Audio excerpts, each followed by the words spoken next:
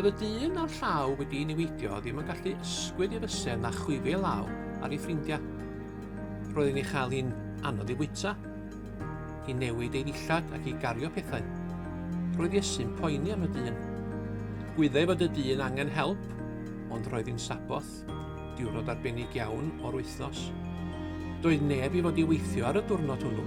Roedd y dyrfa'n gwylio beth oedd Iesu'n ei wneud. Gofynnodd Iesu'r dyn sefyll lle gallai pawb ei weld. Ai pethau da neu pethau drwg ddylen ni wneud ar y saboth? Holwg Iesu'r dyrfa. Ni chafodd ateb gan neb.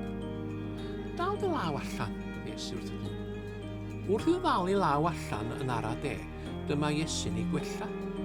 Gallai ysgwyd i fysedd a chwifio helo fel pawb arall.